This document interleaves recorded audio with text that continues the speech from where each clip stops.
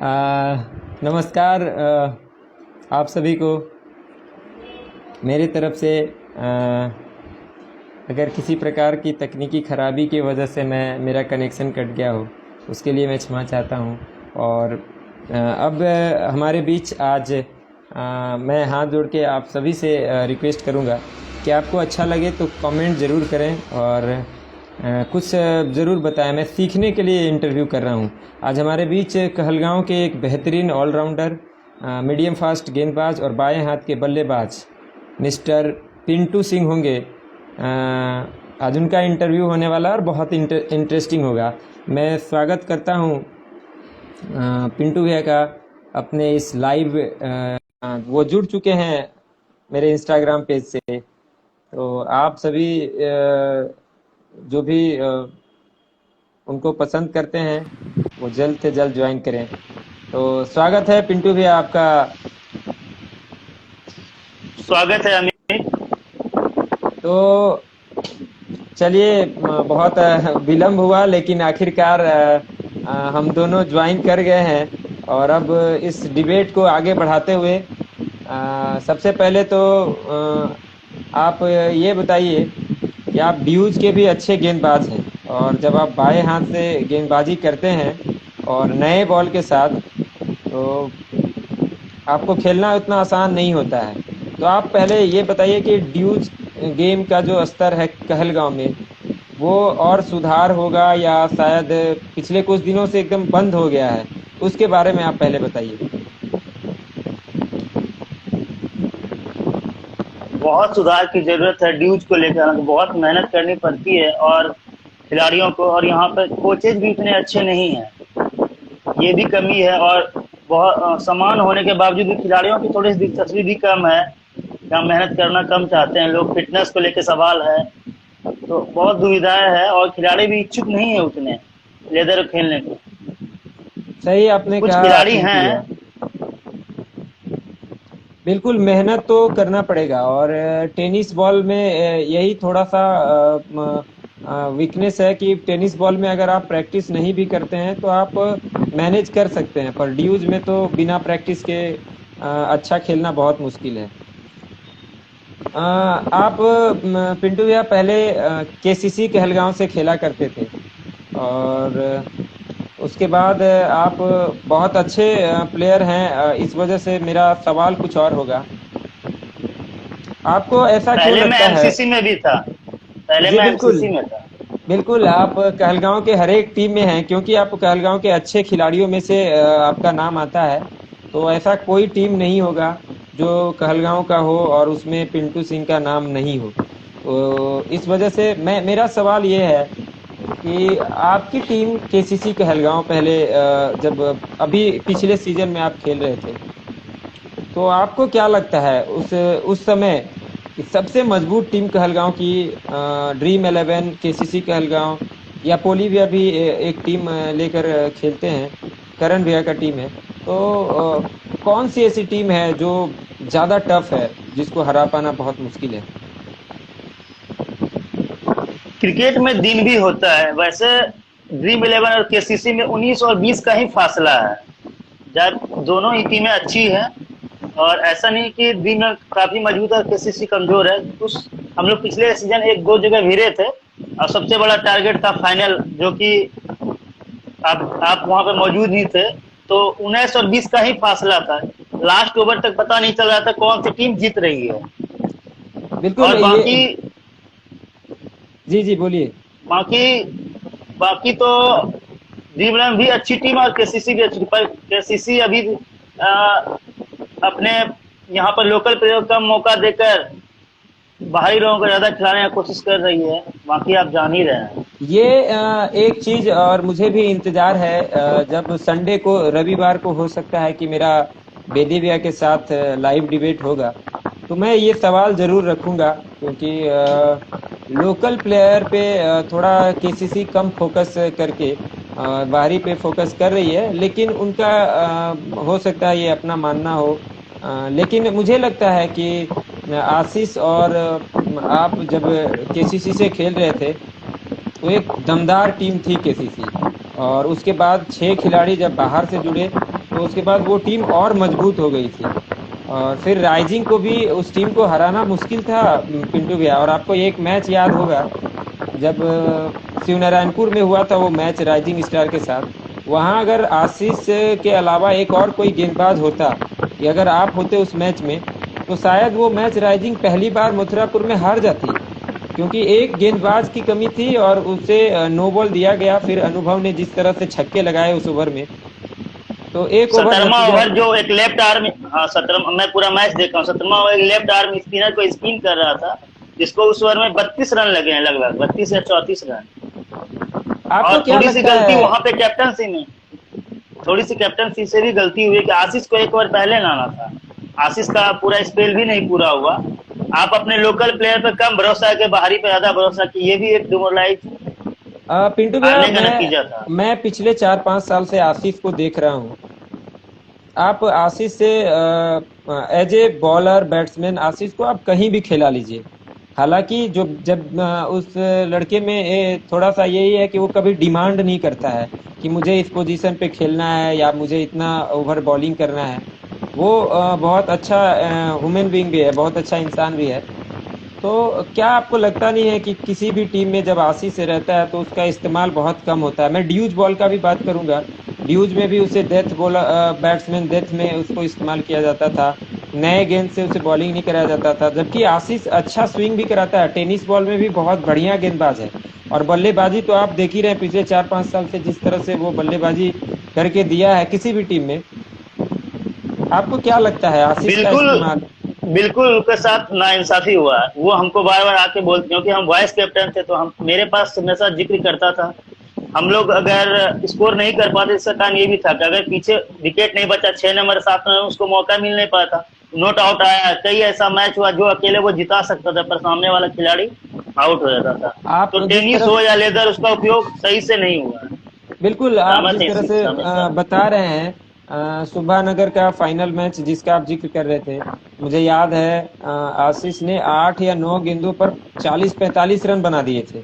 और एक समय तो लग रहा था कि केसीसी 150 नहीं बना पाएगी। फिर वहां से वो पारी, हालांकि सोनू का को क्रेडिट दिया गया, लेकिन अमन और आशीष को भी वो क्रेडिट जाना चाहिए था, क्योंकि उन दोनों ने भी हैट्रिक छक्के लगाए और आशीष तो तूफानी अमन बल्लेबाजी अमन ने कर। 5 छक्के लगाए थे। अमन ने भी उस मैच में 5 छक्के लगाए थे। और शायद मैन ऑफ द सीरीज आशीष ही रहा था उस टूर्नामेंट का। तो विकेट भी उसके पास बहुत, क्योंकि वो गेंदबाज अच्छा है। चलिए, आप बात करते हैं नए सीजन में। पिंटू सिंह केसीसी के तरफ से खेलेंगे या ड्रीम 11 के चेहरे बनकर दिखेंगे? अभी तो कुछ सोचे नहीं है। जब तक सीजन ना आ जाए तो अभी फैसला लेना मुश्किल है। केसीसी से भी पुनः वापसी का चांस हो सकता है, क्योंकि टीम मैनेजमेंट जो भी टीम चला रहा है उनका बार बार कॉल आ रहा है कि इस टीम से आप खेलिए, आप क्यों टीम छोड़े हैं, ऐसा वैसा चल रहा है। तो हम कोई जवाब नहीं दिए हैं इसके बारे में। बिल्कुल, ये हम अपना सीजन का इंतजार कर रहे थे। आपका व्यक्तिगत राय है और कोई फोर्स भी आपको कर नहीं सकता है, क्योंकि और एक बात है पिंटू भैया, जब कोई अच्छा प्लेयर हो, जब उसका समय चलता है ना, तो टीम मैनेजमेंट फिर हमेशा, हर टीम चाहती है कि ये लड़का मेरे टीम से होना चाहिए। और अपने कहलगांव में या आसपास के क्षेत्र में जितने भी अच्छे प्लेयर हैं, वो बढ़िया खेलते भी हैं और ये बात सबको मालूम है। लेकिन एक वजह है, सभी बट के खेलते हैं, इस वजह से राइजिंग स्टार जैसी टीम नहीं बन पाती है। और जिस दिन एक होकर खेलने लगे तो फिर राइजिंग स्टार हो या कोई भी टीम हो, बाहरी प्लेयर का जरूरत नहीं पड़ेगा। एज ए ऑलराउंडर आप ज्यादा बैटिंग पे फोकस करते हैं पिंटू भैया या गेंदबाजी पर? पिछले 3-4 सीजन से मुझे तो मुख्य रूप से सारा टीम बॉलर के रूप में लेके जाती है, लेकिन मैं हमेशा हर जगह विकेट निकाल के तो देता हूँ, लेकिन बैटिंग में 30 रन बनाने का क्षमता हमेशा रखता हूँ। आप मुझे किसी भी डाउन पे भेजते हो तो हम रन बना के देते हैं। तो एज ऑलराउंडर हम ओपनिंग भी करने के रेडी रहते हैं। आप फर्स्ट डाउन या मिडिल ऑर्डर या नीचे भी भेजते हैं, तो ऐसा कई मैचों में मैंने ओपनिंग जाते हैं तो जिम्मेवारी पूर्ण पारी खेल के देते हैं टीम को। तो बिल्कुल। ज्यादा और फोकस मेरा रहता है बॉलिंग आप पे, तो और शुरू मैं के 4 ओवर जो पावर प्ले में होते हैं वो मैं निकाल के देता हूँ। और मैंने आपको देखा है बहुत जगह, बेदी भैया जब कप्तान थे केसीसी के, और शायद अभी भी हैं, बरकरार हैं, तो इंजर्ड होने से पहले जब बेदी भैया खुद खेला करते थे, पिछले सीजन में कुछ मैच में वो नहीं खेले, तो सबसे ज़्यादा इस्तेमाल अगर वो किसी प्लेयर का करते थे तो वो आप ही थे। बल्लेबाजी हो, गेंदबाजी हो, डेथ ओवर में आपसे गेंदबाजी कराना, नए बॉल से आपके हाथ में बॉल होना, फिर बल्लेबाजी का जब समय आता था तो कभी कभी तो मैं देखता था कि आप नए गेंद के साथ ओपनिंग भी करते थे। तो वही है कि आपका इस्तेमाल अच्छे ढंग से केसीसी में होता था, और अब उम्मीद है कि आप जिस टीम से भी खेलिए अच्छा ही परफॉर्मेंस करेंगे।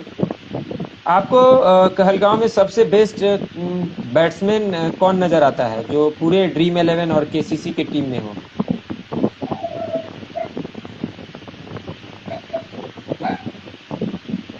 दीपांकर। दीपांकर। और आप सरप्राइज नहीं होइएगा कि मेरा ये आज चौथा इंटरव्यू है, चौथा दिन चल रहा है। पिछले 3 इंटरव्यू मैंने ड्रीम 11 के प्लेयर राजेश, सौरभ और रवि का किया था। उन तीनों का मानना था कि दीपांकर में पोटेंशियल है और वो अच्छी बल्लेबाजी करते हैं। और जब मैं दीपांकर का इंटरव्यू करूंगा तो मैं उनसे भी जानूंगा कि सभी खिलाड़ी जब ऐसा कह रहे हैं तो ज़रूर कोई बात होगी।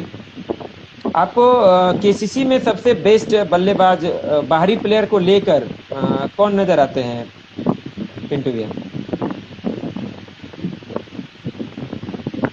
वैसे तो मैंने उसका सारा मैच देखा नहीं है, पर नाम सुना है, एक दो के बल्लेबाज, ब्रज का नाम मैंने सुना है कि बहुत बढ़िया बल्लेबाज, एक दो जगह देखा भी है। और उसके पास उसकी रेंज बल्लेबाजी है। से काफी तो आप जिस प्रकार से बेबाकी से जवाब दे रहे हैं बिल्कुल सही है।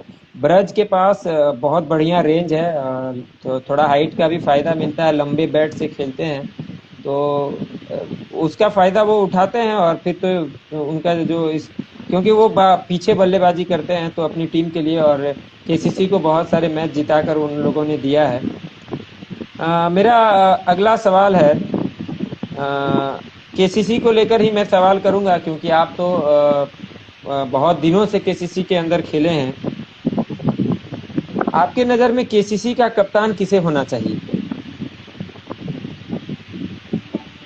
कैप्टनसी कोई भी करे, टीम को सही से लेकर आगे बढ़ने में ही कैप्टनसी सही से होता है। जूनियर प्लेयरों का सलाह, 3-4 खिलाड़ी का जब तक आप सलाह नहीं लेते, आप खुद से अगर अपने ऊपर सब फैसला लेते हैं तो वहां पे टीम नीचे जाती है। बिल्कुल, ये तो हर एक टीम के साथ होना चाहिए। अगर सब साथी खिलाड़ी सहयोग नहीं करेंगे तो क्रिकेट एक प्लेयर से जीता नहीं जाएगा।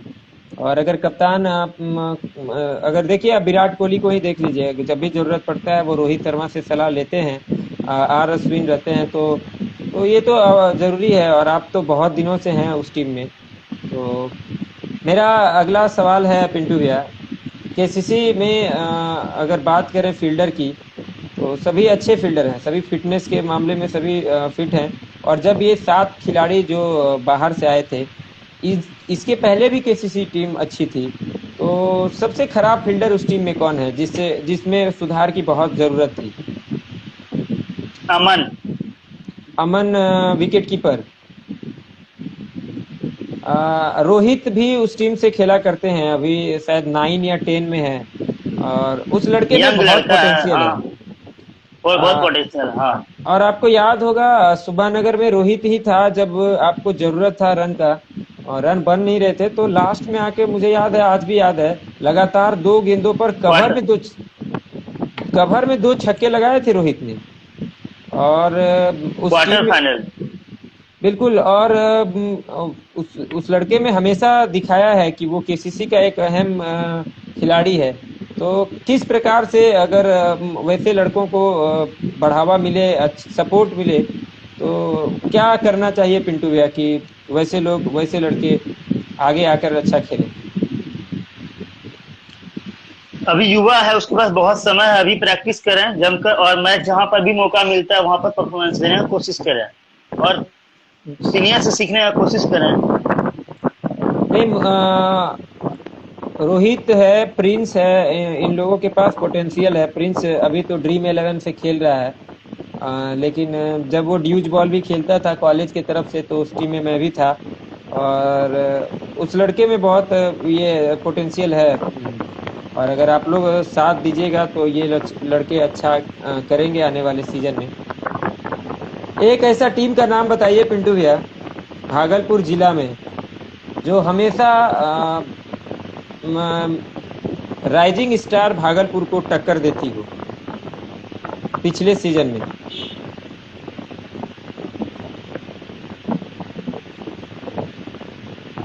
भागलपुर डिस्ट्रिक्ट में जी। डेंजर 11 ऐसी टीम है जो उसको टक्कर देती है। हाँ, क्योंकि कुछ खिलाड़ी तो राइजिंग स्टार से ही निकल कर आए और ये टीम बनी है डेंजर 11। तो सही जवाब है आपका, क्योंकि ऐसा क्या करना चाहिए पिंटू भैया, जब आने वाला सीजन जब शुरू हो तो ड्रीम 11 हो या केसीसी हो, वो इतना बढ़िया टीम बन जाए प्रैक्टिस करके ऑन पेपर, कि जब राइजिंग स्टार से मुकाबला हो तो फिर एक ऐसा मैच देखने को मिले। क्योंकि ड्रीम 11 का फाइनल मैच आप देख लीजिए, जब कुछ दिन पहले शिवनारायणपुर में हुआ तो वो कुछ दिखा नहीं वो बात। फिर राइजिंग स्टार का केसीसी के साथ भी मैच हुआ, तो एक मैच तो ऐसा लगा था शिवनारायणपुर वाला कि बहुत दमदार है, लेकिन उसके बाद थोड़ा सा फीका रहता है और वो टीम आसानी से मैच जीत कर जाती है। इसके दो तीन कारण हैं। राइजिंग स्टार में भी खिलाड़ी बाहर से हैं और टॉप 11 है उसके पास, 5 लेफ्टी बॉलर हैं और 6 और 5 का कॉम्बो रखा है, जो प्राय टीमों में नहीं मिलता। 1 या 2 लेफ्टी बॉलर हुए, उसके बाद इधर लोकल में यही होता है कि 1-2 लेफ्टी बॉलर रख लिए, चलो ठीक है। लेकिन वो जो टीम बनी है, पूरा सोच समझ के, पूरा प्लानिंग से टीम बनाया गया है। 6 लेफ्टी, 5 राइटी, 5 लेफ्टी, तो प्रॉपर अंडर 11 तक वो ऑलराउंडर रखे हैं। उसके तोड़ के लिए कम से कम आपके, अगर आप थोड़ा सा मिस करते हैं, आप उसके पास 7 नंबर के पास बल्लेबाज है, आके वहां से शतक लगा सकते हैं। लेकिन आप क्या करते हैं, आप टॉप 5 खिला लेते हैं, उसके बाद 5 के बाद बल्लेबाजी बची नहीं आपके पास। अगर पीछे विकेट पड़ता है तो ओवर खेलना है, और वो बेबाक खेलता है। 7 विकेट के बाद भी लगता है कि नहीं, 3 बैट्समैन मेरा ऑलराउंडर है। यही कमी, इसको सुधार की बहुत जरूरी रहता है। बिल्कुल, आप जो बातें अभी कह रहे हैं, बहुत सारे कप्तान इस डिबेट को देख रहे होंगे और समझ भी रहे होंगे कि आने वाले दिनों में किस प्रकार से राइजिंग स्टार के लिए प्लानिंग करें। क्योंकि उस टीम को अगर हराना है ना पिंटू भैया, तो आपको अच्छे प्लान के साथ ही फील्ड पर उतरना होगा। चलिए आगे बढ़ते हैं और बात करते हैं। थोड़ा सा नेटवर्क इशू आ रहा है। एक अच्छा समय चल रहा है अभी। हाँ, तो पिंटू भैया बात करते हैं। आपने कहा कि फिर से थोड़ा सा कनेक्शन लॉस हुआ है, और बहुत सारे लोग, अगर आपके भी कोई सवाल हैं तो बिल्कुल आप पूछ सकते हैं कमेंट करके। कमेंट बॉक्स में जाइए और पिंटू भैया से कोई सवाल है तो आप भी कर सकते हैं। तो पिंटू भैया, मेरा अगला सवाल आपसे है। कहलगांव में बहुत जगह टूर्नामेंट होता है और आप सभी टूर्नामेंट में पार्टिसिपेट करते हैं। एक ऐसा मैदान आप बताइए जहां आपको खेलकर बहुत आनंद आता है। लोकल को आए तो शारदा पाठशाला का ही नाम हुआ कि यहाँ खेलने में बहुत, यहाँ ऑडियंस सबसे ज्यादा होती है। हालांकि अब सिंगनानपुर में भी आने लगी है, पर ये गढ़ है, ऑडियंस का गढ़ है शारदा पाठशाला, और इतिहास है यहाँ पर। आप कभी भी खेलो तो लगता है घर में खेल रहे हो, इतना खूबसूरत और इतना मजा आता है। इसको खेल के दिल खुश रहता है, लगता है हमेशा यहाँ खेलो। जब भी टूर्नामेंट हो, कोशिश करते हैं यहाँ पर हिस्सा बनने का। बिल्कुल। और इस बार जब पंचायत टूर्नामेंट हुआ था तो एक अलग ही उत्साह था, क्योंकि बहुत सालों बाद शारदा पाठशाला में क्रिकेट हुआ और बहुत उत्साहित थे सभी खिलाड़ी। मैं तो जब बहुत बड़े बड़े खिलाड़ी जो यहाँ से खेल कर गए हैं उनसे भी बात करता हूँ, उनको भी, भागलपुर के क्रिकेटर हो, वो भी कहते हैं कि शारदा पाठशाला में खेलना एक अलग ही पहचान देता है। तो आप तो यहाँ के लोकल हैं तो आपको तो अच्छा लगेगा, आपका होम ग्राउंड है।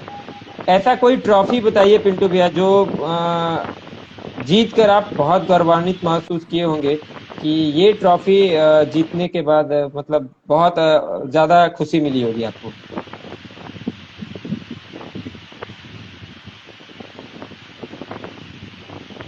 नेटवर्क इशू हो रहा है, फिर से क्वेश्चन क्या था? हाँ, मेरा सवाल था आपसे, कोई एक ऐसा ट्रॉफी बताइए, एक ऐसा फाइनल मैच जिसको जीतने के बाद आप और आपकी टीम बहुत ज़्यादा उत्साहित थी और बहुत मुश्किल मैच आप जीत गए हो फाइनल।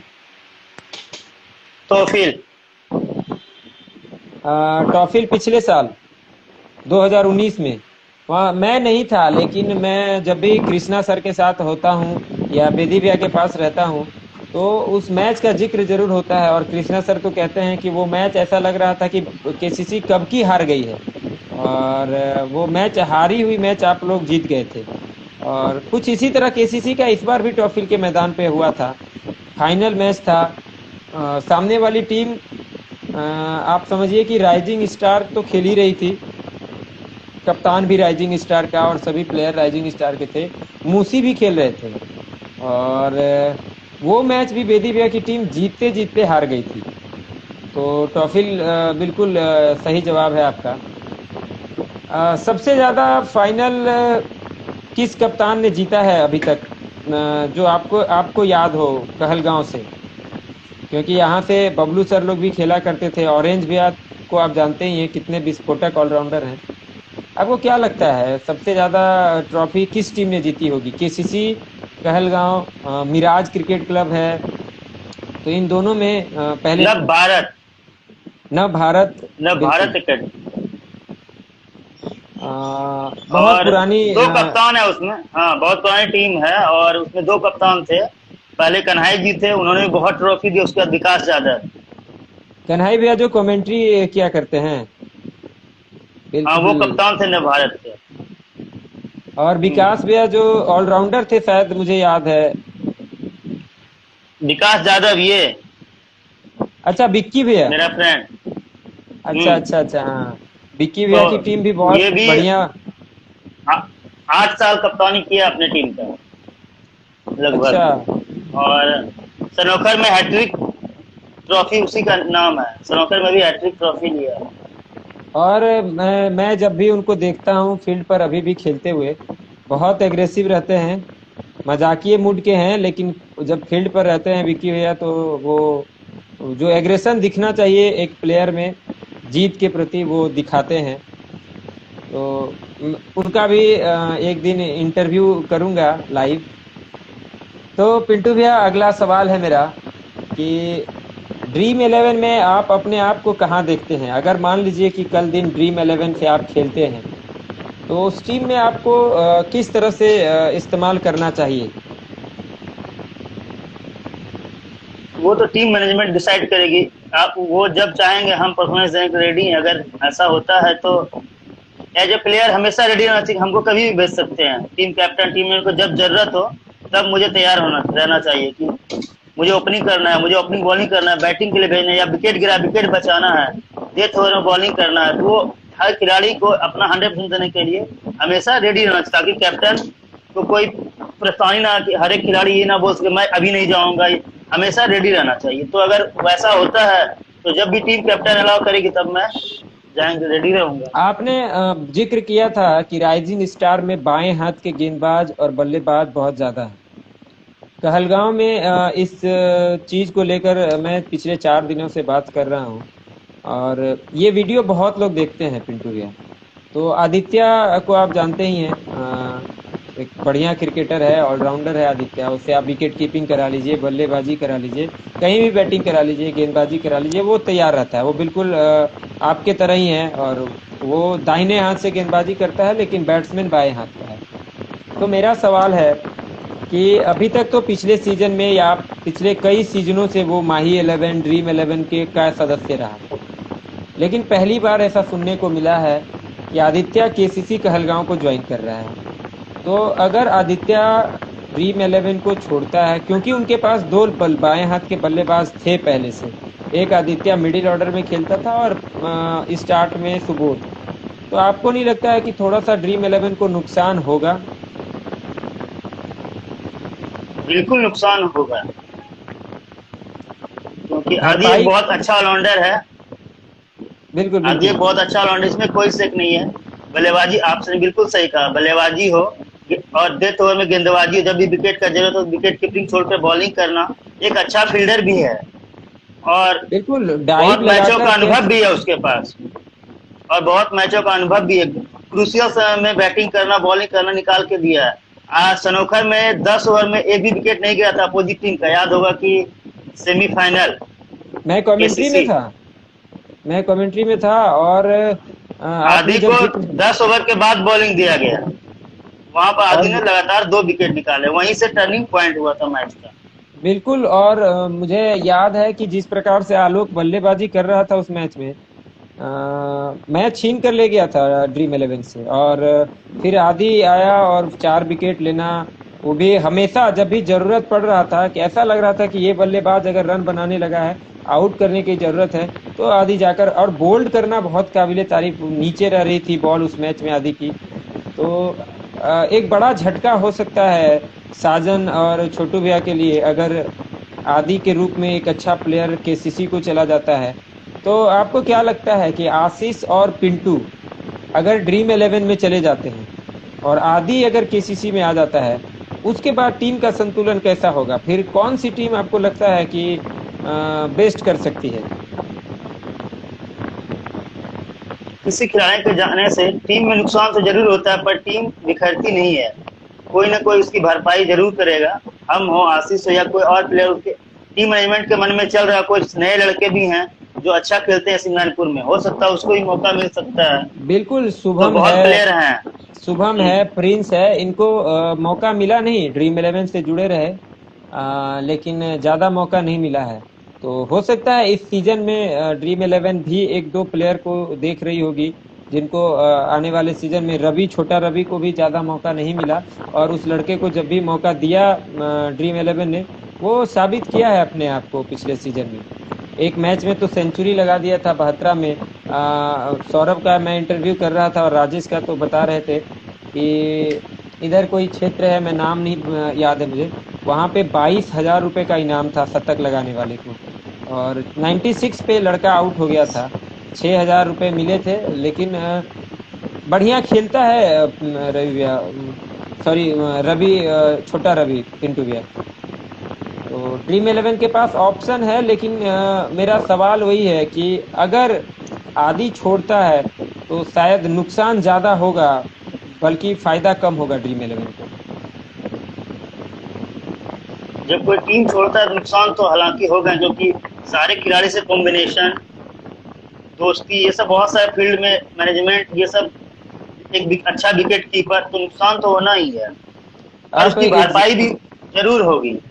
बिल्कुल, अगर मुझे लगता है कि अगर आशीष को आदि के जगह पे अगर ड्रीम इलेवन रिप्लेस करती है, तो फिर आशीष भी बहुत तगड़ा ऑलराउंडर है, और फिर वो तो जो करता है मैदान पे, वो फिर सभी को पता है, जो देख रहे हैं दर्शक। पिंटू भैया, सबसे ज्यादा केसीसी में फोन पर बात करने वाला या मैदान पे कम प्रैक्टिस करने वाला खिलाड़ी का आप नाम बताइए, जो सिर्फ मैच के दिन ही प्रेजेंट रहता हो। मैं लोकल प्लेयर का बात कर रहा हूँ। अभी तो फिलहाल हम नहीं जाते हैं ग्राउंड, या फिर उससे जुड़े भी नहीं है, नहीं, साल भर हो गया। जब आप खेल रहे थे तो लेदर में या टेनिस में?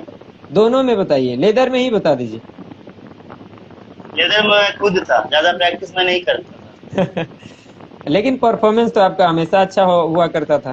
पर परफॉर्मेंस हो जाता था, पर मैं करता था, 2-3 दिन ही मेहनत मेहनत कड़ी करता था, पर मैं डेली प्रेजेंट नहीं हो पाता था।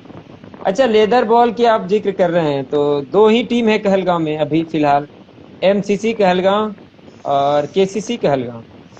आपको नहीं लगता है कि एक टीम होना चाहिए था लेदर बॉल का? बिल्कुल एक ही होना चाहिए, छोटी सी बात को ईगो लेकर टीम टूटा, ये तो सब कोई जानता है। टीम तो एक ही होना चाहिए और बेस्ट टीम होता। पिंटू भैया, आज जब लाइव हैं हम लोग, मेरा एम है कि मैं इसी लाइव डिबेट पे मजहर भैया को भी लाऊंगा, उनसे भी बात करूंगा, रिक्वेस्ट करूंगा। राजेश सर जो कि कोच हैं, उनको भी लाऊंगा। टंटन भैया को भी किसी दिन लाइव लाऊंगा, क्योंकि ये 3 लोग, और गोल्डी भैया भी हैं, ये 4 लोग इस कड़ी हैं। बेदी भैया का तो संडे को है ही, मैं खुद चाहता हूं कि कहलगांव का एक लेदर बॉल का टीम हो, सभी खिलाड़ी एक होकर खेलें, ताकि जब भागलपुर में डिस्ट्रिक्ट लीग होता है तो उसमें कहलगांव का नाम कभी तो ऐसा आए कि कहलगांव के कुछ खिलाड़ी चुना कर बाहर जाएं या ए डिवीज़न खेलें, क्योंकि पोटेंशियल बहुत ज़्यादा है अपने कहलगांव के लड़कों में, लेकिन प्लेटफॉर्म सही नहीं मिल रहा है पिंटू भैया। अपनी टीम लीग में ही हार जाती है, या जैसे पिछले साल बी डिवीज़न में केसीसी ने अच्छा किया, लेकिन बैड लक रहा, जीतते जीतते फिर वहाँ भी आप लोग की टीम हार गई। तो एक टीम अगर बन के जाएगी तो शायद मुझे लगता है कि भागलपुर में फिर एक मजबूत टीम उतरेगी कहलगांव की। तो बिल्कुल, हम तो हमेशा से चाहते हैं कि दोनों टीम एक हो जाए और दोनों मिलकर खेलेंगे तो हमेशा चांस रहेगा फाइनल आगे जाने का और फाइनल जीतने का। ये दो टीम तो बनने के बाद एक मजबूत टीम उभर कर आएगी। मेरा लाइव डिबेट का जो ये मेन रीजन है ना पिंटू भैया, मेरा यही है कि ये खेल को थोड़ा सा आगे ऊपर लेकर चलना है हम लोगों को। अब आपसी विवाद या पर्सनल ईगो थोड़ा सा साइड अगर हम लोग करते हैं, क्योंकि आप देखिए मजहर भैया कितना इन्वेस्ट कर रहे थे लड़कों पर, अभी कुछ दिन से वो गुस्सा गए हैं, और जायज भी है उनका गुस्सा होना, क्योंकि लोग ध्यान नहीं देते हैं, वो लाखों रुपया खर्च करते हैं। टंटन भैया भी बहुत ज़्यादा अपना टाइम देते थे, पैसा से हो या जो भी हो। बेदी भी आए हैं, आप लोग हैं, सीनियर प्लेयर सबने टाइम दिया, लेकिन शायद जूनियरों ने ध्यान नहीं दिया, और फिर कुछ थोड़ा सा छोटा सा विवाद, वो फिर टीम टूटना। तो इस टीम को जुड़ना चाहिए। मेरा लक्ष्य है कि हम किसी तरह से इस सभी खिलाड़ी को एकजुट करें, और कहीं से भी हो, आर्थिक हो, मानसिक हो, जो भी हो, वो भरपाई करके एक टीम जब आने वाले सीजन में जब लीग हो, डिस्ट्रिक्ट लीग, तो उसमें कहलगांव की एक टीम खेले। इसके लिए मैं आपसे भी रिक्वेस्ट करूंगा कि आप भी इसके लिए थोड़ा सा ध्यान दीजिए। आपको याद होगा संजय एक लेग स्पिनर है केसीसी के पास, उसने एक मैच में 7 विकेट लिया था, और अगर वो लड़का भागलपुर के किसी टीम से खेलता तो पक्का उसका सिलेक्शन होना था। लेकिन वो क्योंकि केसीसी कहलगांव से था, और कहलगांव से था खास करके, वहाँ के मैनेजमेंट ने जो भी मैनेज कर रहे थे वो विशेष ध्यान नहीं दे पाए। अगर वो लड़का भागलपुर के किसी टीम से खेलता तो उसको आगे मौका मिलता। ऐसा आपको लगता है कि नहीं पिंटू भैया? बिल्कुल लगता है। हमेशा कहलगांव का दुर्भाग्यपूर्ण रहा कि अगर यहाँ से अच्छे खिलाड़ी जाते भी हैं तो उन्हें बेंच पर बैठाया जाता है, मौका नहीं मिलता। यूनिवर्सिटी हो, डिस्ट्रिक्ट लीग, किसी में परफॉर्मेंस देने के बाद भी मौका नहीं मिलता है, सिर्फ तो ये कहलगांव नाम होने के कारण। कॉलेज का भी आप देख लीजिए, यही हाल है। यूनिवर्सिटी में आप कहलगांव से आए हैं तो आपको हेड दृष्टि से देखा जाएगा, एसएसबी कॉलेज से हो तो ऐसा करके होता है वहाँ। बिल्कुल, कॉलेज क्रिकेट को भी थोड़ा सा यहाँ के लोकल जो कोचेस हैं, मैं उनसे भी हमेशा बात करते रहता हूँ, क्योंकि मैं भी कॉलेज से जुड़ा हूँ। तो मैं भी चाहता हूँ कि कॉलेज के जो लड़के नए आते हैं खेलने के लिए, वो किसी क्लब को ज्वाइन कर लें। अभी तो एमसीसी और केसीसी 2 है, लेकिन अब अगले सीजन में मैं कोशिश करूँगा कि 20-25 लड़के जो कॉलेज क्रिकेट को खेलेंगे उनको क्लब से ज्वाइन कराऊँ। वहाँ अगर मेहनत करेंगे, वहाँ अच्छे प्रैक्टिस मिलेंगे उनको, तभी कॉलेज क्रिकेट में वो आगे बढ़ पाएंगे। वरना फिर वही होगा, पहले मैच में ही हारना और फिर वापस आना, और खर्च भी होता है, कोई फ़ायदा भी नहीं होता है फिर। तो हाँ, बात की सिलसिला को थोड़ा सा आगे बढ़ाते हैं। ड्रीम 11 में आपको क्या लगता है? 2 कप्तान, पहले छोटू भैया कप्तानी कर रहे थे, फिर जब वो नहीं रहते हैं तो साजन भैया कप्तानी करते हैं, तो क्या लगता है दोनों में बेस्ट कैप्टन कौन आपको नजर आता है? साजन। साजन। कोई एक कारण बताइए कि छोटू भैया क्यों नहीं? साजन एक अच्छा ऑलराउंडर है, पहला पॉइंट। और हमको लगता है कि छोटू से ज्यादा मैच साजन खेला है, ये मुझे पता है। जी बिल्कुल, छोटू भैया थोड़ा सा टाइम कम दे पाते हैं टीम को, और उनके पास बहुत सारे वर्क रहते हैं। तो और जहाँ तक साजन ने सिंगापुर की बहुत सारे टूर्नामेंटों में कप्तानी की है, ड्रीम 11 पिछले 2 साल से बनी है। तो पहले जो कैप्टन सिंगापुर के थे, या उस क्षेत्र में कोई भी मैच होता था तो उसके कैप्टनसी साजन ही किए हैं। तो बहुत मैच और एक्सपीरियंस और अच्छा बेस्ट ऑलराउंडर और सिचुएशन को समझते हैं, इसीलिए मुझे लगता है कि वो बेस्ट करता है।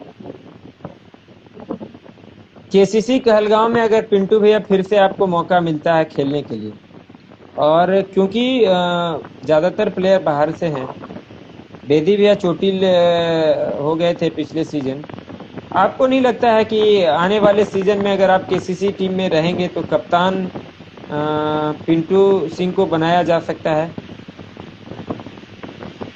नहीं, मुझे कप्तान नहीं बनना है। एज ए प्लेयर फ्री हूँ, फ्रीडम है कि चलो टेंशन फ्री है। कैप्टनसी का ट्रेस होता है माइंड में, वो फील्ड पे दिखता है, तो मैं कैप्टन नहीं बनना चाहूँ, कभी नहीं। केसीसी का कप्तान आप किसको देखते हैं जो सबसे बेस्ट कप्तान है केसीसी का?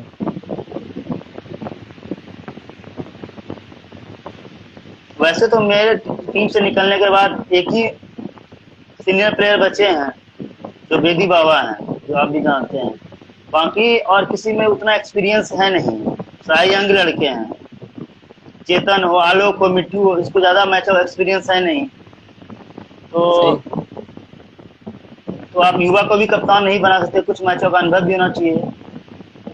बिल्कुल, क्योंकि वो इस स्टार से भरी हुई टीम है, आप भूलिए नहीं, क्योंकि उस टीम में जो लोग खेलते हैं तो वो बहुत बढ़िया प्लेयर हैं। मन्ना हो गए, अशफाक हो गए। वैसे तो उस टीम के कप्तानी जो करते हैं ऑन फील्ड, ब्रज और सोनू और मन्ना, तीन खिलाड़ी मिलकर डिसीजन लेते हैं। सोनू का आप जिक्र कर रहे हैं, अब मुझे उम्मीद है पिंटू भैया कि अगर केसीसी कहलगांव का कप्तान कोई अच्छा है, मेरे हिसाब से अगर बेदी भैया खेलते हैं तो उनको कप्तानी करनी चाहिए, क्योंकि ऑन फील्ड डिसीजन आखिरकार बेदी भैया को ही लेना है। अगर मन्ना या अशफाक या ब्रज कप्तानी करते हैं तो वो बाहर के हैं, लोकल प्लेयर को, हालांकि पिछले सीजन तो 2.5-3 महीना यहाँ रह गए तो वो भली भांति सबको जान गए, लेकिन बेदी भैया के पास भी वो काबिलियत है कि वो कप्तानी अच्छा कर सकते हैं, और बहुत बार दिखाया है उन्होंने कप्तानी करके। सोनू जो गेंदबाजी करते हैं, तेज गेंदबाज हैं दाहिने हाथ से, आपको क्या लगता है उनके पास बहुत ज़्यादा वेरिएशन है, इस वजह से बल्लेबाज उनको खेल नहीं पाते हैं, या नए हमेशा नया नया बल्लेबाज को गेंदबाजी करते हैं नए गेंद के साथ, तो इसलिए बल्लेबाजों को मुश्किल होती है? उसके पास एक अच्छा कटर है, एक अच्छा स्लोवर है, बहुत ज्यादा भी वेरिएशन नहीं है, पर अच्छा बॉलर है। एक कटर अच्छा फेंकता, और अगर आप बॉल के मेरिट से खेले तो आप खेल सकते हैं। ऐसा नहीं कि बहुत बढ़िया बॉलर जिसको आप नहीं खेल सकते हैं। तो वैसे अच्छा बॉलर है, एक कटर है उसके पास और एक स्लोवर है। तो केसीसी के पास सबसे अच्छा गेंदबाज अगर बाहरी को छोड़ दिया जाए तो कौन ऐसा आपको लगता है जो सबसे बेस्ट गेंदबाज है लोकल में?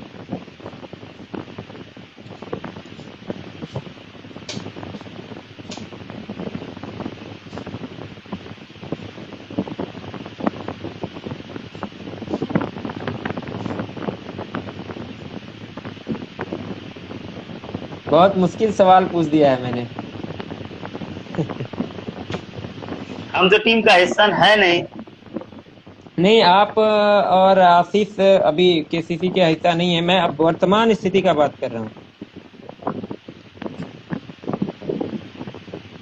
वर्तमान में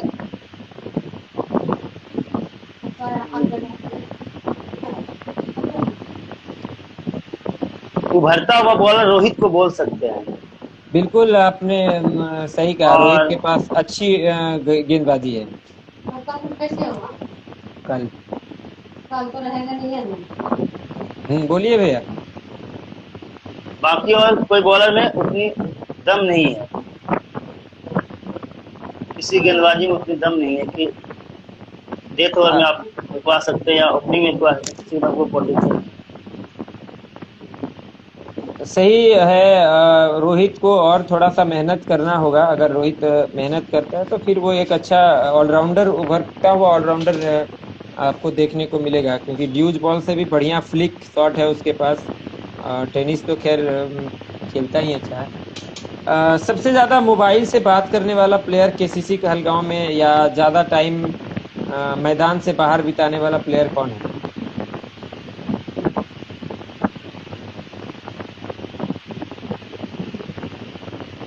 आप चेतन का नाम ले सकते हैं अगर आपको आप जान रहे हैं। बिल्कुल। अ, चेतन भी अच्छा मैं मुझे चेतन में उसकी फील्डिंग बहुत वो एक ज़बरदस्त अच्छा लगती है। फील्डिंग फील्डिंग बहुत अच्छी है लेदर में। और अगर कहीं थ्रो बॉल का मैच हो रहा हो तो फिर आप चेतन को बल्लेबाजी के लिए उतार दीजिए, तो उसका अलग ही जलवा है। वो बढ़िया बल्लेबाजी भी करके देता है।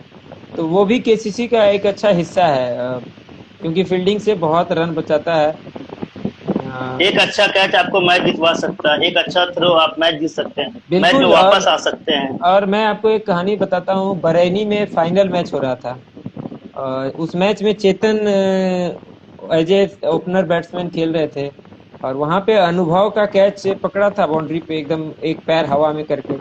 तो चेतन के पास बढ़िया फील्डिंग है। ड्रीम इलेवन में सबसे बढ़िया गेंदबाज आपको कौन नजर आता है, अगर आपको और आसिफ को छोड़ दिया जाए?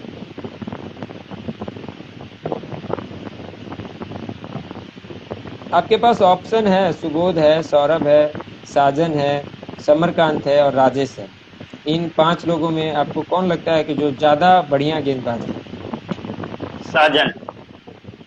साजन। साजन देख रहे होंगे तो बहुत खुश होंगे, क्योंकि अभी तक मैंने जिससे भी पूछा है तो उनका जवाब साजन की तरफ रहता है गेंदबाजी में। तो आपको लगता नहीं है कि साजन एज ए बैट्समैन उतना ज्यादा इफेक्टिव नहीं है? इफेक्टिव नहीं है, पर हमेशा टीम के लिए रन बना के दिया है। अगर आप 20 बॉल बचा है तो आप उसको भेजकर, हिटिंग पावर बहुत अच्छा है उसके पास कि लास्ट 10 बॉल में 5 बाउंड्री लगा सकते हैं। वो कवर अच्छा खेलते हैं, सामने अच्छा खेलते हैं, पुल अच्छा खेलते हैं, तो रन बनाने की एबिलिटी है हमेशा। पर पिछले कुछ सीजन में फ्लॉप रहे हैं, पर सुधार के थोड़ा सा ध्यान देंगे तो वो बैटिंग हो जाएगा, और उम्र का भी थोड़ा सा असर है। तो पर एक ऐसी एक अच्छा ऑलराउंडर है। एक ऐसा इनिंग आप बताइए, जहां आपने एक मैच जहां आपने गेंदबाजी से अपनी टीम को जिताया हो और बहुत मुश्किल स्थिति में, और एक ऐसा मैच जहां अपनी बल्लेबाजी से आपने अपनी टीम को जिताया हो और टीम बहुत बुरी स्थिति में फंसी हुई थी। ऐसा तो कई बार हुआ है, पर मैं मिर्जा चौकी का याद दिला। मिर्जा चौकी सेमीफाइनल जब मैं एमसीसी से खेल रहा था, मजहर भैया कैप्टनसी कर रहे थे, पाकुड़ से मैच था जब मैंने 6 विकेट निकाल कर दिए थे, और हमारी टीम हालांकि फाइनल हारी थी राइजिंग स्टार से, और सेमीफाइनल मैच में मैंने 6 विकेट निकाला था। मैं मिर्जा चौकी का जब आप बात कर रहे हैं तो बल्लेबाजी वाला इनिंग आपको बताना होगा, वो इसके बाद आप बता दीजिएगा। तो मैं एक मैच देखने गया था वहां पे, उसमें मैं बहुत छोटा था, और सौरभ ने आपकी टीम को शायद आखिरी विकेट या 8 विकेट गिर गए थे, तो वहां पर अर्धशतक लगाया था उस मैच में सौरभ ने। तो क्या आपको लगता नहीं है कि ड्रीम इलेवन सौरभ से बल्लेबाजी भी करवा सकती है, अगर पिछले सीजन में नहीं करवा पाई?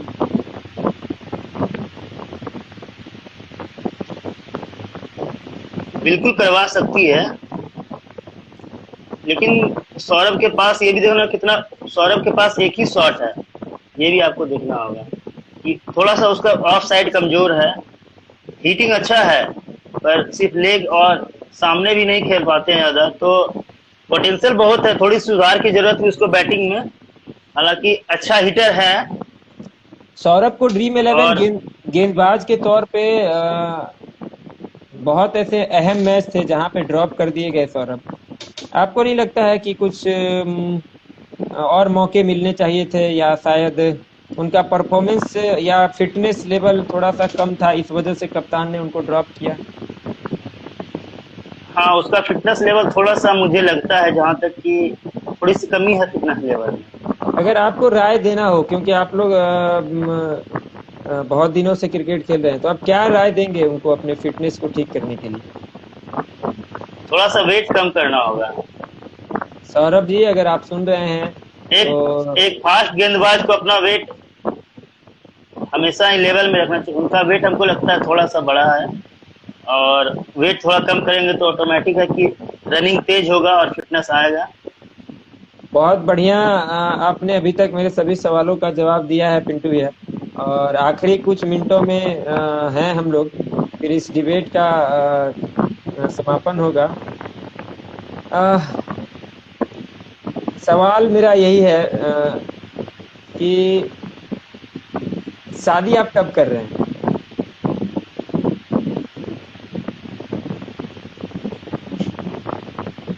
22 में। 2022 में। इसका मतलब है कि इसे लॉक कर देखिए, ये वीडियो बहुत लोग देखेंगे और फिर तो आपको इनवाइट तो ऐसे भी आप नहीं भी करिएगा तो जो आपके टीममेट्स हैं या जो आपके शुभचिंतक हैं वो इनवाइट का इंतजार करेंगे नहीं। लेकिन अगर आप ऑफिशियली कंफर्म कर रहे हैं कि 2022 में आप भोज खिलाने 22 या वाले हैं, 23। 22 या 23, चलिए तब अभी इंतजार करना होगा सभी को। अ, आने वाले सीजन में मिस्टर पिंटू ड्रीम 11 का हिस्सा रहेंगे, कितना मुमकिन है? इसका जवाब तो हम अभी नहीं दे सकते हैं, जब सीजन चलिए, आएगा तभी बता सकते हैं। और मैं आपको आज एक चीज कंफर्म कर दूं कि जब सीजन स्टार्ट होगा तो जो भी लड़के लोकल खेलेंगे, क्योंकि उनको मौका नहीं मिलता है इस तरह से बोलने के लिए या अपनी बातों को रखने के लिए, मैंने ये प्लेटफॉर्म बनाया है। मैं टाइम निकालता हूं तो उनको भी थोड़ा सा टाइम निकालना होगा। और आने वाले सीजन में मैं कोशिश करूंगा कि जब भी मैच हो तो इंटरव्यू या डिबेट 5 मिनट 10 मिनट के लिए भी करूं, लेकिन जरूर जरूर करूंगा और सभी को शेयर करते रहेंगे, ताकि इससे क्या होगा ना कि उनको भी थोड़ा एक्सपीरियंस होगा और फिर अच्छा लगेगा कि सब लोग एक दूसरे से बात भी करते रहेंगे, एक दूसरे के बारे में जानेंगे। राइजिंग स्टार भागलपुर में सबसे बढ़िया गेंदबाज आपको कौन नजर आता है पिंटू भैया? कहाँ पे? राइजिंग स्टार के टीम में सबसे अच्छा गेंदबाज कौन है?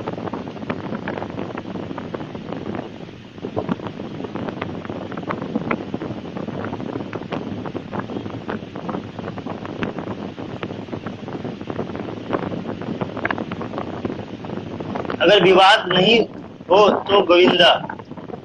आपको लगता है कि गोविंदा जर्क मारता है या थोड़ा सा उसका बैंड होता है हाथ? थोड़ा सा बॉलिंग एक्शन को लेकर सवाल तो है। मेरा अगला सवाल पाँच आपसे परसेंट बिल्कुल, गोविंदा एक बढ़िया गेंदबाज है और अगर राइजिंग स्टार मैच जीतती है तो उसमें दो तीन लोगों का योगदान बहुत ज्यादा रहता है। अनुभव को आप ले लीजिए, वो हमेशा ही इफेक्टिव रहता है, जब भी वो चलेगा तो फिर उस टीम को, सामने वाली टीम को धराशायी कर देता है। और रानी देरा में क्या हुआ आपने देखा ही, 72 में तो उसने मतलब विस्फोट ही कर दिया था। तो वो बल्लेबाज बहुत बढ़िया है। बिट्टू की गेंदबाजी इफेक्टिव है उस टीम में। और फिर गोविंदा है, रोहित है, आनंद है, गौरव को तो आप समझ लीजिए कि फाइनल मैच आप शिवनारायणपुर का देख लीजिए, ड्रीम 11 को अकेले ही वो धराशायी कर दिया। मेरा अगला सवाल है आपसे, एक मैच हुआ था सेमीफाइनल और साजन की टीम थी वहां पे, ड्रीम 11, और सामने महाराजपुर की टीम थी। क्योंकि वो बहुत विवाद में रहा मैच और अंपायरिंग को लेके या जिस भी कारण से, मैं कमेंट्री बॉक्स में था और मैं कभी चाहता नहीं कि उस तरह का विवाद फील्ड पर हो। और इस वजह से मेरा सवाल है, क्योंकि आप लाइव शायद उस मैच को देख रहे थे और मैं ही लाइव किया था, क्या आपको लगता है कि उस मैच में किसी टीम की गलती थी, किसी कप्तान की गलती थी, या अंपायर से मिस्टेक नहीं हो सकता है, इस बात की कोई गारंटी नहीं है? क्या लगता है आपको कि वो मैच उसी दिन होना चाहिए था या फिर दूसरे दिन महाराजपुर के कप्तान को अपनी टीम के साथ मैच खेलने के लिए आना चाहिए? मैच उसी दिन हो सकता था। ये कोई बड़ी चीज नहीं, एम्पायर से गलती होना, हम भी बहुत जगह एम्पायरिंग किए हैं, हमसे मिस्टेक हो सकता है। इंटरनेशनल से लेके नीचे लेवल तक, स्टेट लेवल, राज्य लेवल, डिस्ट्रिक्ट लेवल, तो एम्पायर कोई भगवान नहीं होता है। वो कुछ सेकंड मिलते हैं डिसीजन देने के लिए, तो हो सकता है गलतियां हुई है, कुछ खामियां होती है एम्पायर से, और हुई भी थी। एम्पायर से कुछ गलतियां हुई थी, पर आप उसको शॉर्ट आउट करके गेम खेल सकते थे। मेरा दोनों टीम के कप्तान से बात हुआ, क्योंकि उस दिन कमेंट्री में मैं अकेले था।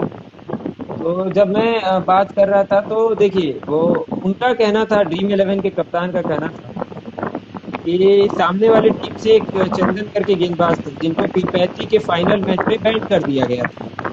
और उनको 4 ओवर गेंदबाजी करवाया गया उस मैच में, फाइनल मैच में।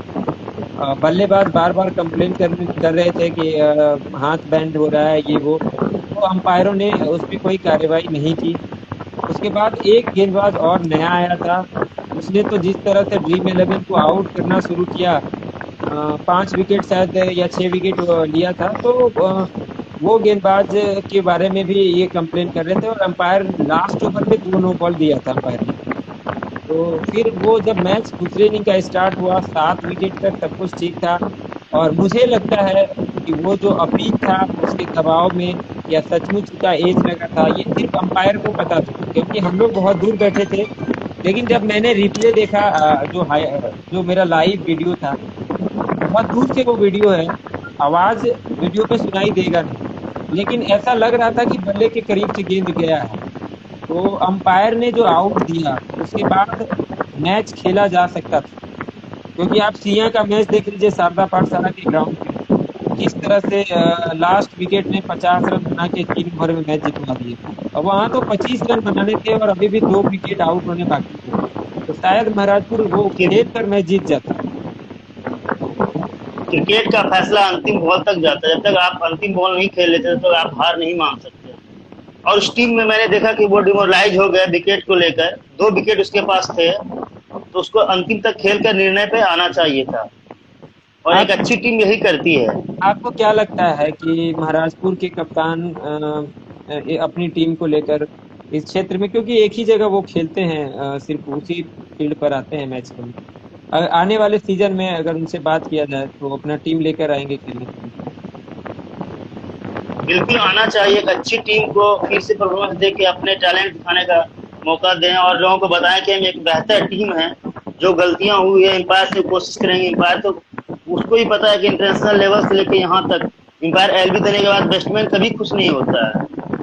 देखिए, तो उसको ऐसा समझना चाहिए कि जो डिसीजन एम्पायर को लगा, किसी के पक्ष में इतने ऑडियंस के बीच में जो एम्पायर को लगा और कुछ सेकंड में डिसीजन देना था, तो उनको जो लगा कि अगर आउट है तो वो दे उनको मैच खेलना चाहिए था और वापस सेकंड बार आए यहाँ और फिर से गेम खेलें।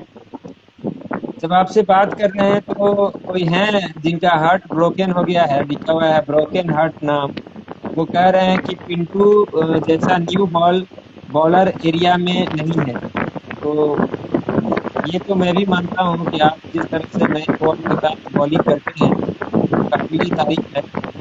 अ, और ऐसा भी वो लिख रहे हैं कि विकेट कीपर मैं ही था, कैच हम ही लिए हैं। तो बहुत सारा चीज वो बता रहे हैं। पुरानी बॉल से भी शिवशंकर कह रहे हैं कि आप पुरानी बॉल से भी बढ़िया गेंदबाजी करते हैं। तो अच्छे खिलाड़ी हैं आप, और उम्मीद है पिंटू भैया जब नया सीजन स्टार्ट होगा, जिस भी टीम से आप खेलिएगा परफॉर्मेंस आपका अच्छा रहे, इसकी शुभकामना है। और आपने बहुत कीमती समय दिया, मुझे इंस्टाग्राम पेज पे बहुत लोगों का रिक्वेस्ट था कि आपका लाइव डिबेट के साथ हो, और आपने एक बार में हाँ कर कह दिया, इसके लिए बहुत बहुत धन्यवाद है। अ, आपका दिन भी शुभ हो और आने वाला समय क्रिकेट के फील्ड पर और ऐसे आपके फैमिली में बहुत अच्छा बीते। बहुत बहुत धन्यवाद पिंटू भैया। और आपको कोई एक संदेश देना हो आखिरी में दर्शकों को, तो आप क्या कहेंगे? अपने देश में क्रिकेट को लेके इतना लोग भावुक हो जाते हैं कि लगता है कि जैसे कि वो खेल रहे हैं। अपनी टीम अगर हारती है तो इंडिया टीम अगर हारती है तो कभी ये नहीं, इंडिया जब हारती है तब उसका सपोर्ट करना चाहिए। यानी कि जीत में किसी भी टीम का आप अगर सपोर्ट करते हैं तो आम पब्लिक को चाहिए वहाँ के लोकल प्लेयर का सपोर्ट करें। जहाँ से जो टीम खेलती है अगर वो हारे हैं तो तब भी उतना ही सपोर्ट होना चाहिए। ये नहीं कि डिमोरलाइज कर दिए, क्या खेला हार गया। अगर सिमरनपुर ड्रीम 11 हारी है फाइनल में, वहाँ पे दर्शकों का सपोर्ट, लेकिन मैंने देखा वहाँ पे ऑडियंस का सपोर्ट ज्यादा नहीं था फाइनल में। लेकिन ये लोकल होम लड़के का सपोर्ट होना चाहिए। हारी है फिर हार कर ही जितना सीखता है लोग, बिल्कुल। तो वो बहुत जरूरी है। एक कमेंटेटर हैं मेरे साथ में, और मैं एक सवाल आपसे कर देता हूँ कि आपका बेस्ट कमेंटेटर कौन है पिंटू भैया, जिसको आप मुझे बहुत अच्छा लगता है, हमको छोड़ के? मैंने मैंने छोड़ यहाँ पे एक रियन है, उनको छोड़कर बोला जाए तो रियन भी बहुत अच्छा कमेंटेटर बहुत सालों से कर रहा रियन सर को तो मैं भी बहुत दिनों से सुन रहा हूँ, इंग्लिश के बढ़िया कमेंटेटर हैं।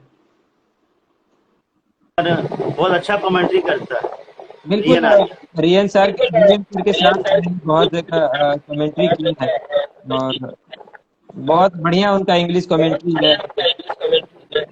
पिंटू भैया, कृष्णा मास्टर कहा करते हैं कि जीतने वाला जीतता है और हारने वाला हमेशा सीखता है।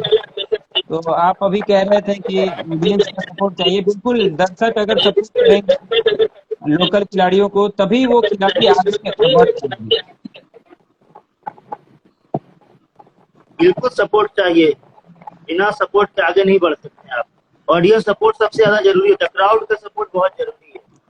और अनिल सर भी अच्छा कमेंट्री करते हैं, उनको भी आप सुने होंगे। बिल्कुल जी, मैं सुना सीमानपुर में उसकी कमेंट्री, वो भी एक अच्छे कमेंटेटर है। चलिए पिंटू भैया, फिर अगले डिबेट में मिलते हैं आपसे। तब तक के लिए बहुत बहुत धन्यवाद, आपने इतना कीमती समय दिया। Thank you Amit, thank